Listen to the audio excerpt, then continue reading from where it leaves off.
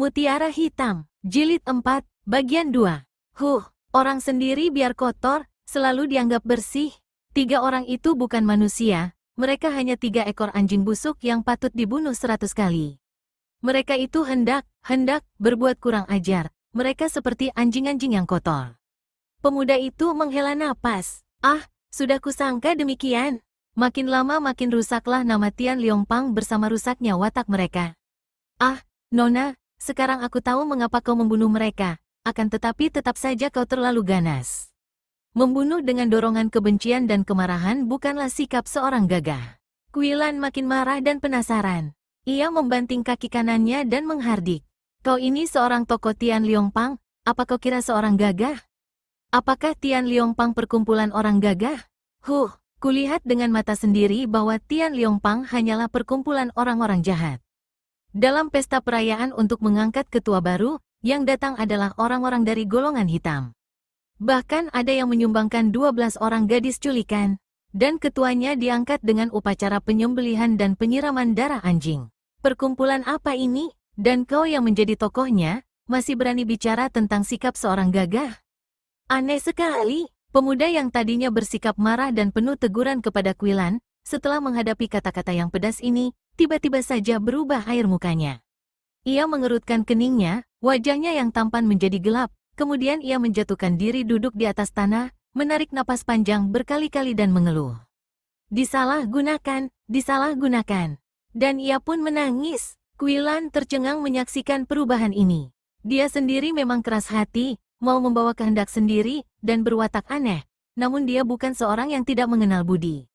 Melihat keadaan pemuda ini, hatinya pun menjadi lunak, dan tanpa disadarinya, ia sudah duduk pula di atas sebuah batu di depan pemuda itu, lalu berkata, "Aku tidak bermaksud memaki dan menyinggungmu. Aku hanya memaki Tian Liongpang. Biarpun kau seorang tokoh Tian Liongpang, kulihat engkau lain daripada mereka. Engkau sudah menolongku tadi dan budimu itu sungguh amat besar, membuat aku bersyukur dan berterima kasih sekali. Engkau sudah menentang Huang Ho Tai Ong, dan dalam keadaan terancam bahaya hebat, engkau sudah memulihkan totokan pada tubuhku dengan sambitan batu kerikil." Pemuda itu menyusut air matanya dan mengangkat muka memandang Kuilan. Kemudian berkata dengan suara berduka, "Aku tidak peduli andai kata kau mencaci maki diriku. Dan aku tentu akan menyerangmu andai kata makianmu terhadap Tian Liongpang tidak benar. Akan tetapi apa yang kau katakan adalah benar dan keadaan Tian Liongpang seperti itulah yang menghancurkan hatiku. Aku rela mati untuk Tian Liongpang, akan tetapi dengan keadaan Tian Liongpang seperti sekarang ini, bagaimana mungkin aku membelanya? Aku malu sekali, sedih, tapi tidak berdaya." Timbul rasa suka di hati Kuilan terhadap pemuda ini. Ternyata pemuda ini selain memiliki ilmu kepandaian tinggi seperti telah dibuktikannya tadi dengan sambitan kerikil dan dengan sepak terjangnya dikeroyok oleh Huang Ho Tai Ong dan anak buahnya, juga memiliki kesetiaan namun tidak ikut menyeleweng seperti tokoh-tokoh lain dari perkumpulannya itu. Dengan suara halus ia berkata, "Dari percakapan 3 ekor anjing tadi, aku mendengar bahwa kau bernama Siang Kuan Li dan menjadi cucu luar si kakek Sin Seng Losu. Seorang seperti kau ini, bagaimanakah bisa berada di tengah-tengah mereka yang kotor seperti mereka itu?" Siang Kuan Li menundukkan mukanya. "Nona, bagaimana aku dapat bercerita tentang keadaanku sebagai seorang di antara tokoh-tokoh dunia hitam kepada seorang gadis gagah perkasa, seorang pendekar seperti engkau ini?" "Pendekar? Siapa bilang aku pendekar?" Tidak perlu kau merendahkan diri.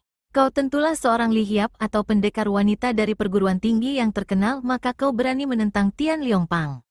Kau hidup di dunia yang bersih, yang menjunjung tinggi kegagahan, yang selalu bertindak membela kebenaran dan keadilan, menentang kejahatan. Sebaliknya aku hidup bergelimang dosa dan kejahatan, hidup di dunia kotor dan hitam. Kau ngaco tidak karuan. Siapa bilang aku pendekar? Aku sama sekali bukan seorang lihiap. Aku seorang perantau, tidak datang dari perguruan manapun juga. Guruku bukan orang terkenal, dan andai kataku beritahukan juga engkau pasti tak pernah mendengar namanya. Aku sama sekali bukan penegak kebenaran dan keadilan, bukan pendekar, dan aku hanya bertindak menurut suara hatiku saja. Yang memusuhi aku, tentu akan kumusuhi kembali, yang baik kepadaku, tentu akan kubaiki kembali. Engkau baik kepadaku, telah menolongku, tentu saja tidak mungkin kau kuanggap musuh. Siang Koan Li, aku ingin sekali mendengar bagaimana kau bisa terlibat dalam Tian Liong Pang. Mula-mula pemuda itu memandang Kui Lan dengan sinar mata heran dan tidak percaya, kemudian berkata perlahan, kalau begitu ada persamaan antara kita. Hanya bedanya, engkau bebas dan aku terikat. Ia meraba permata kuning yang menghias dahinya. Kemudian ia melonjorkan kakinya, duduk dengan enak dan mulai bercerita. Tian Liong Pang tadinya merupakan perkumpulan orang-orang gagah, sisa dari kerajaan Hou Han yang telah ditaklukkan oleh kerajaan Sung. Orang-orang gagah yang berjiwa patriot membentuk perkumpulan Tian Liong Pang dengan cita-cita merebut kembali wilayah Hou Han yang sudah tertumpas musuh. Perkumpulan ini dipimpin oleh seorang muda yang gagah perkasa, yang bernama Siang Koan Bu, putra seorang bekas panglima kerajaan Hou Han. Di bawah pimpinan Siang Koan Bu inilah para orang gagah di Hou Han mengadakan pertempuran gerilya dan seringkali melakukan pengrongrongan terhadap kerajaan Sung. Karena perkumpulan ini membutuhkan banyak tenaga orang-orang gagah, tentu saja sukar untuk mengadakan penyaringan sehingga banyak pula orang-orang dari dunia hitam yang memiliki kepandaian masuk pula menjadi anggota. Di antara mereka ini terdapat seorang pelarian dari barat, bekas seorang pendeta yang bukan lain adalah Sin Seng Losu bersama puterinya yang cantik dan berkepandaian tinggi pula. Hal yang lumrah terjadilah, Siang Koan Bu jatuh cinta kepada puteri Sin Seng Losu dan kemudian mereka menikah. Dari pernikahan ini lahirlah Siang Koan Li.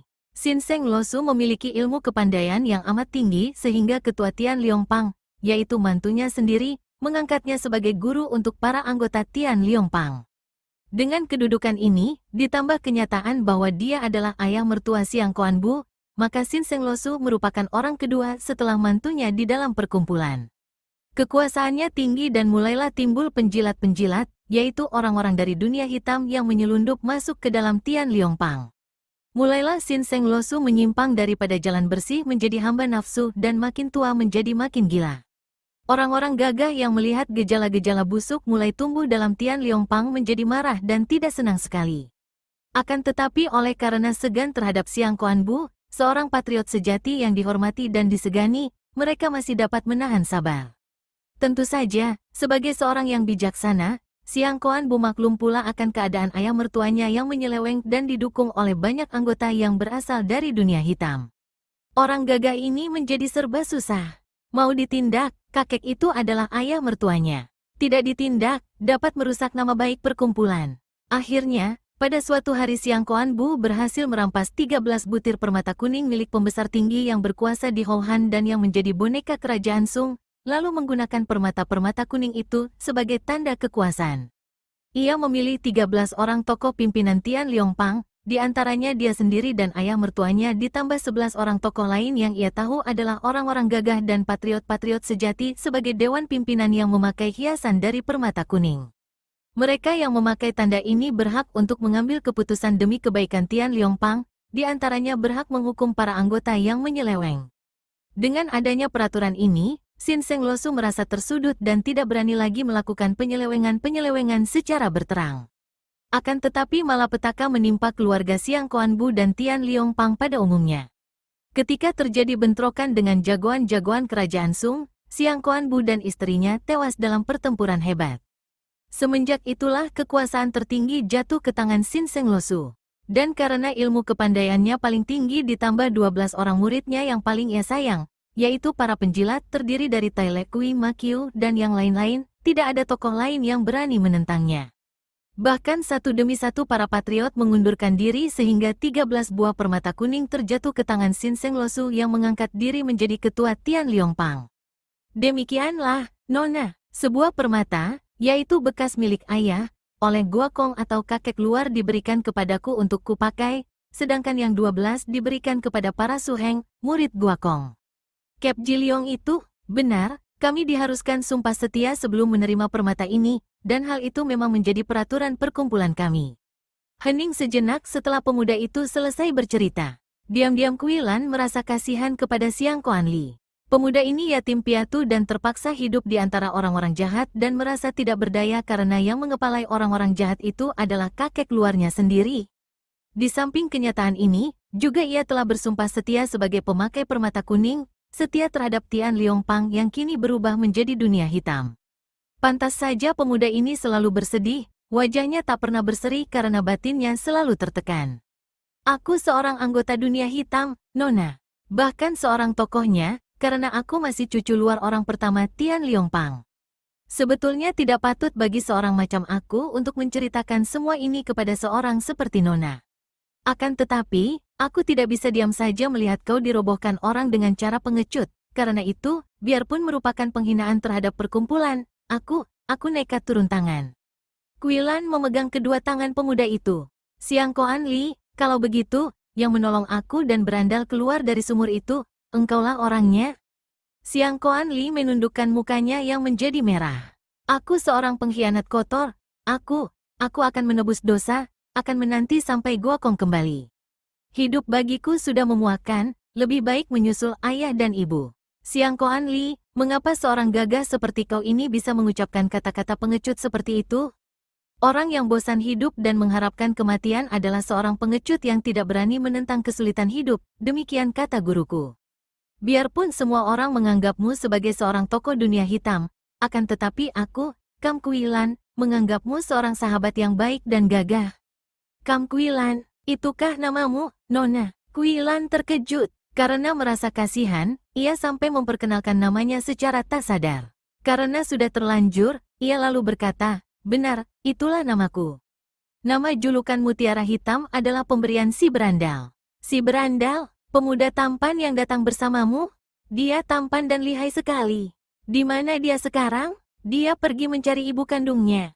Siang Koan Li, kau tadi mengatakan bahwa kau akan menebus dosa menanti kembalinya Sin Seng Losu. Apa yang hendak kau lakukan? Dalam percakapan tadi, ketika si Nona memperkenalkan nama, pada wajah yang tampan itu tampak sedikit cahaya gembira.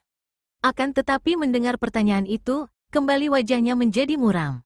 Sejenak ia tidak menjawab, melainkan memandang ke arah pohon-pohon yang mulai tampak karena tanpa mereka sadari, sang malam telah mulai diusir oleh sinar matahari pagi. Kicau burung menyambut datangnya fajar. Aku harus mengakui perbuatanku di depan mereka, harus berani menebus dosaku dan menerima hukuman. Ah, mengapa begitu? Tinggalkan saja Tian Liongpang dan mereka yang hidup bergelimang kejahatan, teriak Kuilan penasaran. Tiba-tiba Siang Koan Li melompat bangun. Tidak, tak mungkin. Tian Liongpang adalah perkumpulan yang didirikan oleh mendiang ayahku. Ayah dan ibuku telah menyerahkan nyawa mereka untuk Tian Liongpang, masa aku harus melarikan diri? Meninggalkan Tian Liongpang? Tidak, Kuilan. Aku takkan mundur biarpun harus menghadapi kematian. Tapi, orang tuamu mati untuk Tian Liongpang dalam membela Ho Han. Mereka mati sebagai pahlawan-pahlawan utama. Akan tetapi kau hendak menyerahkan nyawa sebagai seorang pengkhianat Tian Liongpang? Selagi Tian Liongpang dikuasai orang-orang jahat, Siang Koan Li menggeleng kepala dan menarik napas panjang. Betapapun juga, masih ada Sin Seng Losu di situ dan kau harus ingat, dia adalah Gua Kong atau kakek luar bagiku. Andai kata tidak ada dia, tentu aku sudah akan mengadu nyawa dengan Kep Ji Leong untuk membasmi mereka dari Tian Liongpang. Marilah kita berdua sekarang juga menghadapi mereka. Siang Koan Li, kau percayalah, kita berdua akan dapat menghancurkan mereka. Kulihat kepandaianmu jauh lebih tinggi daripada Kep Ji Leong. Siang Koan Li mengangguk. Memang, terhadap Kep Ji Leong aku tidak takut. Mereka itu terhitung suheng-suhengku sendiri karena aku pun mendapat pelajaran ilmu silat dari Gua Kong, akan tetapi aku masih mempunyai dua orang guru yang ilmu kepandaiannya jauh lebih tinggi daripada kepandaian Gua Kong. Siapakah mereka itu? Kuilan bertanya kagum. Siang Koan Li menggeleng kepala. Tidak boleh kusebut, sungguh pun andai kataku katakan juga, kau takkan mengenalnya. Agaknya antara gurumu dan guruku ada persamaan keanehan dalam hal nama ini. Kau bilang gurumu tidak terkenal sama sekali. Akan tetapi kurasa gurumu masih jauh lebih terkenal daripada guruku yang benar-benar tak ada seorang pun mengenalnya.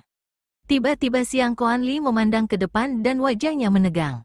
Kemudian ia memegang tangan Kuilan, menggenggam tangan yang kecil halus itu sejenak sambil berkata, "Sudahlah, Kuilan. Mereka sudah datang. Selamat berpisah. Kau percayalah, pertemuan ini merupakan satu-satunya hal yang paling menyenangkan hatiku selama hidupku dan sampai mati pun aku tidak akan melupakan kebaikanmu." Setelah berkata demikian, Siang Koan Li melepaskan pegangan tangannya dan dengan langkah lebar ia pergi meninggalkan Kuilan. Kuilan berdiri di depan goa dengan hati bimbang. Biarpun pemuda itu sudah 2 kali menolongnya, akan tetapi pemuda itu bukan apa-apanya. Orang lain yang kebetulan bertemu di situ. Urusan pribadi pemuda itu tiada sangkut pautnya dengan dirinya. Kalau pemuda itu begitu setia kepada Tian Liongpang dan begitu bodoh untuk menyerahkan diri minta dihukum, peduli apakah dengan dia? Berpikir demikian, Kuilan juga mulai berjalan meninggalkan tempat itu. Ia masih gemas kala mengingat kuda hitamnya yang hilang. Matikah kuda itu? Hanyut dan tenggelam? Ataukah terampas para bajak? Pemuda yang aneh, kembali ia berpikir tentang diri Xiang Kuanli. Tidak mudah baginya untuk melupakan pemuda itu begitu saja. Masih terngiang di telinganya ucapan pemuda itu ketika hendak berpisah, ucapan yang agak gemetar. Pertemuan yang paling menyenangkan hatinya selama hidupnya. Sampai mati pun pemuda itu takkan melupakannya. Kuilan merasa betapa mukanya menjadi panas. Jantungnya berdebar aneh, seperti ketika Hao Lemsi berandal menyatakan cinta kasihnya kepadanya di dalam sumur. Xiang Kuanli merupakan pemuda yang aneh. Akan tetapi ada perbedaan mencolok dalam sikap mereka.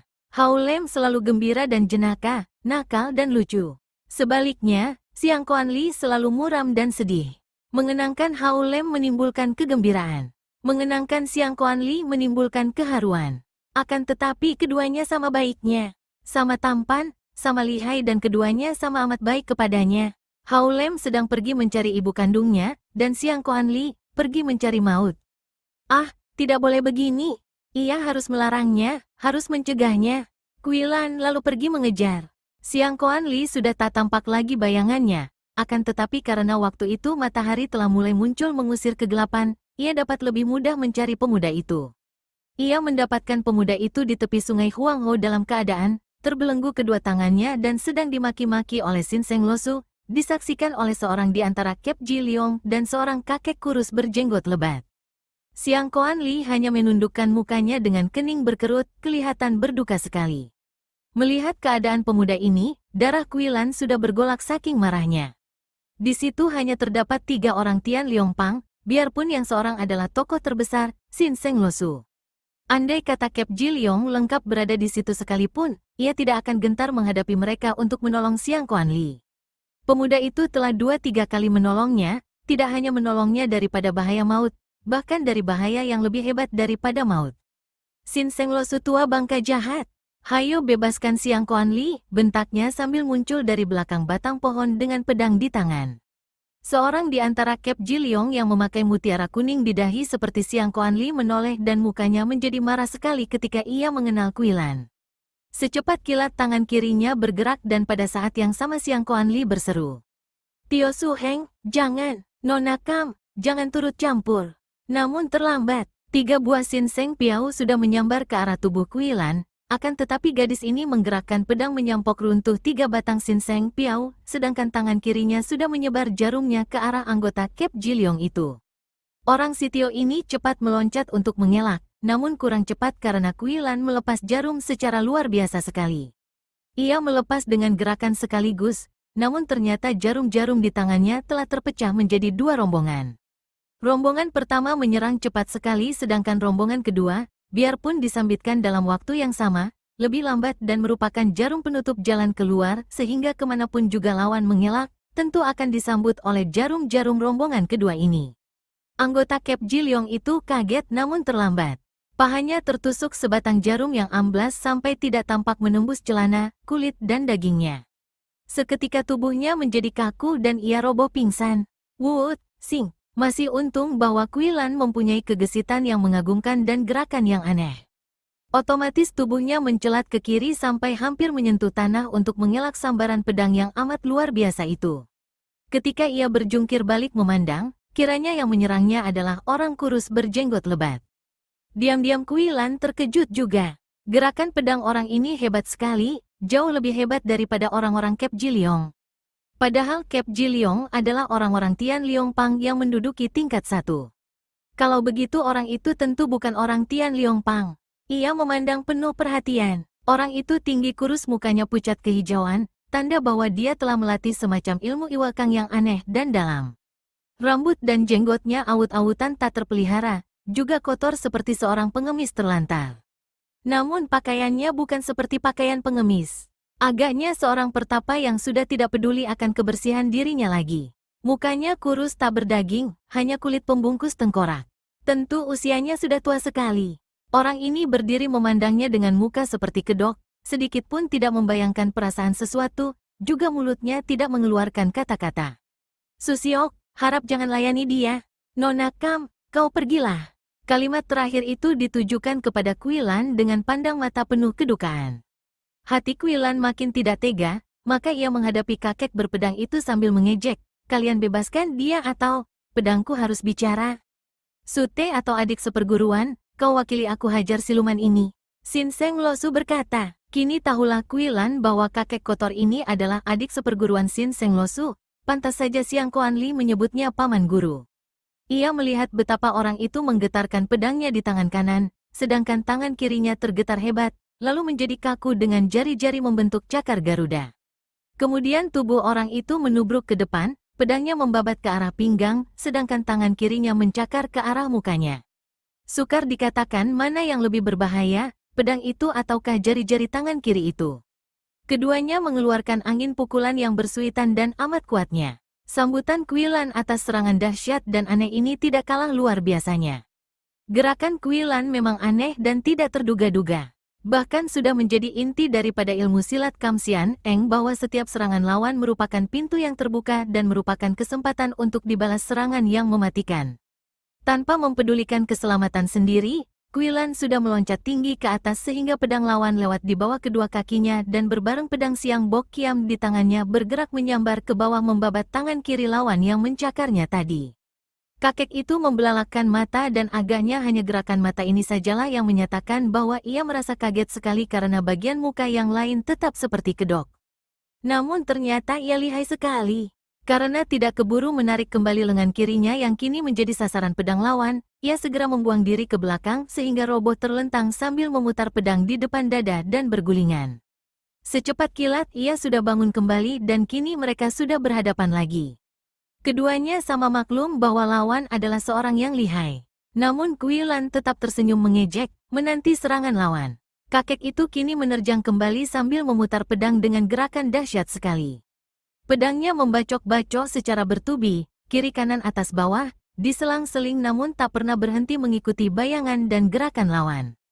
Kuilan memperlihatkan kegesitannya, terus mengelak dengan sedikit miringkan tubuh sehingga pedang lawan menyambar-nyambar di samping tubuhnya, bahkan kadang-kadang kelihatan seperti sudah menyerempetnya. Makin lama makin gencar serangan aneh dan hebat ini.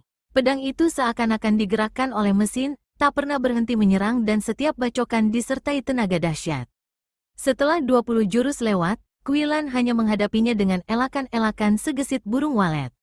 Gadis ini lalu berseru nyaring dan pedang Siang Bok Kiam berubah menjadi sinar hijau bergulung-gulung yang makin lama makin luas lingkarannya dan betapapun lawannya memutar pedang setelah lewat 50 jurus, sinar hijau mulai menggulung dan melibat sinar pedang kakek itu. Kakek ini sebenarnya bukan orang sembarangan.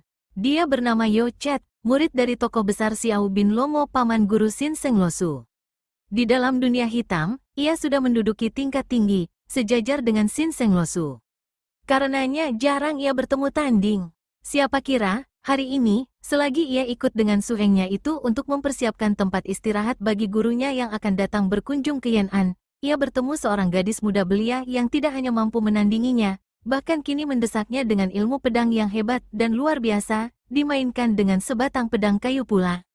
Oh, hebat sekali pekik yang keluar dari dalam perut melalui kerongkongan Yocet ini, bukan seperti suara manusia lagi, dahsyat dan liar, lebih mirip suara binatang buas atau suara iblis.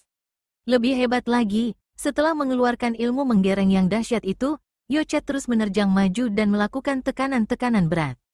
Kuilan adalah seorang gadis gemblengan yang telah mempelajari pelbagai ilmu yang aneh-aneh dengan cara yang aneh pula.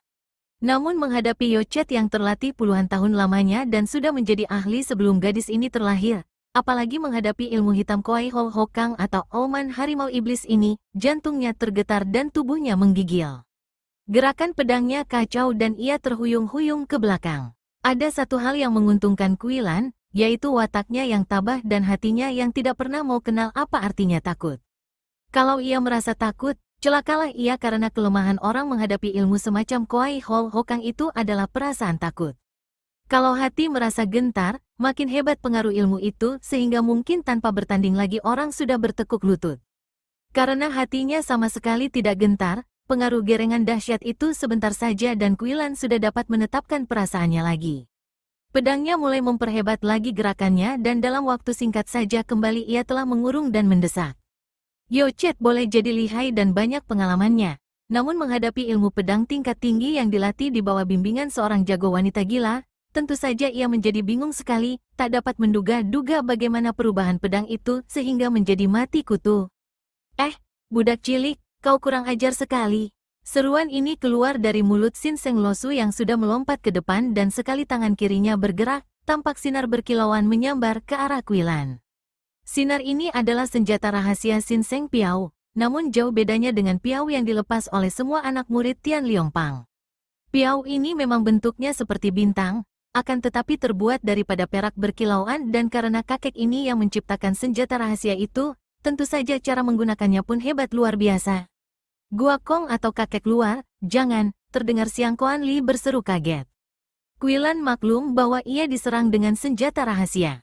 Karena ia masih menghadapi pedang Yochet yang tak boleh dipandang ringan, maka perhatiannya kurang sepenuhnya terhadap datangnya serangan Sin Seng Piao. Ketika ia melirik, ia kaget sekali melihat sinar-sinar berkeredepan menyambarnya dari kanan kiri bawah dan atas, sinar-sinar yang menyambar tanpa mengeluarkan bunyi akan tetapi yang kecepatannya menyilaukan mata. Celaka! Kuilan berseru kaget dalam hati. Ia cepat meloncat ke belakang sambil memutar pedangnya. Namun bagaikan ada matanya, piau-piau perak itu melejit dan menyambar seperti gila. Ketika ia berseru keras dan meloncat tinggi, semua piau lewat di bawah kakinya kecuali sebuah yang secara aneh telah menancap di betis kaki kirinya. Untung baginya bahwa tadi Kuilan sudah bersiap-siap dan begitu merasa kakinya disambar ia telah menutup jalan darah dan mengerahkan Iwa Kang sehingga senjata rahasia itu hanya separuhnya saja menancap di daging betisnya. Pada saat tubuhnya masih di udara, Yochet menerjang maju dengan tusukan pedangnya.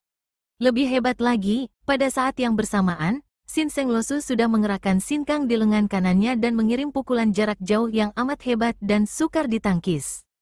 Oh, kau berani, berani. Terdengar Sin Seng Losu terengah-engah dan tubuhnya terdorong mundur dan terhuyung-huyung. Kiranya pukulannya telah ditangkis oleh kedua tangan Siang Kuan Li yang terbelenggu. Melihat ini, Kuilan yang tubuhnya masih di udara dan menghadapi terjangan Yochet, mengeluarkan lengking tinggi dan tiba-tiba tubuhnya bagaikan seekor ular saja menggeliat aneh di udara namun pedang lawan menyelinap di bawah ketiak kirinya, langsung ia kempit dan pedangnya sendiri menyambar ke lengan kanan lawan. Suara ini keluar dari mulut Yochet yang cepat melepaskan pedangnya dan menarik lengannya, namun kurang cepat sehingga lengannya dekat siku terkena serempetan pedang hingga terluka dan darahnya bercucuran.